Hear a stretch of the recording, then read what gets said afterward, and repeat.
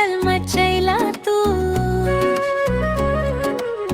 नयन से नयन जब मिलल हो, सांसों में बस गईल तू। तू से ले जाइबा दिलवा हो, तू से ले जाइबा जान।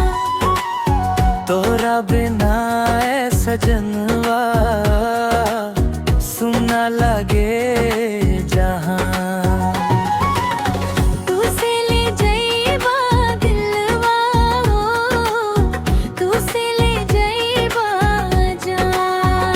तोहरे नाम के मेहंदी रचवनी, तोहरे नाम के अरमान।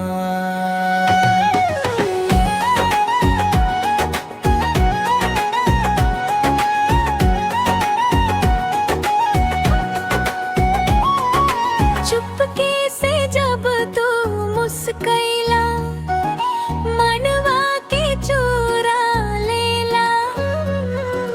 तोहर मीठ मीठ बतिया सुन के धड़कन बढ़ा देला। रात में चांद जब निकले, तोहर चेहरा याद आवे। आँख बंद करके देखी ता तू नजर आवे। हो रे सजनवा, हो सजनवा, तोहरा से प्यार हो गया। पहले पहले नजरिया मिलल, दिल बेकरार हो गई। तू से ले जाइबा दिलवा हो, तू से ले जाइब जान।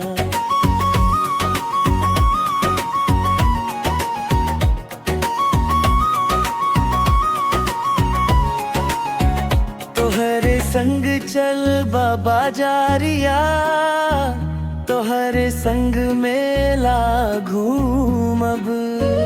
दुनिया चाहे कुछ बोले, हम तोहरा के ना छोड़ब। सजनी बन के तोहरे आंगन, प्यार के दीप जरीब।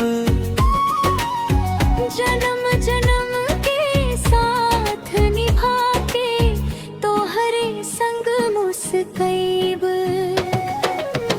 तू से ले जाइबा दिलवा हो, तू से ले जाइबा जान।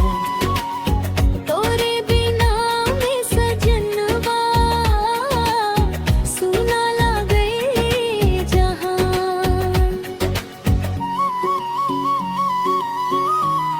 ना सोना चाही ना चांदी चाही, बस तोहार साथ चाही।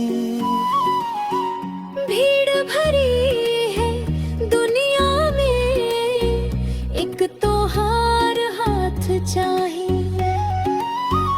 तोहर बिना ना सांस चले, ना मनवा के चैन पड़े। हमरा जैसे दिल के घर में, बस तू ए नाम बसे। तू से ले जाइबा दिलवा हो, तू से ले जाइबा जान। तोहरे नाम से धड़के दिलवा, तू ही हमार पहचान। तू से ले जाइबा दिलवा हो, तू से ले जाइबा जान। हो सजनवा, तोहरा सजनवा, तू ही हमार अरमान।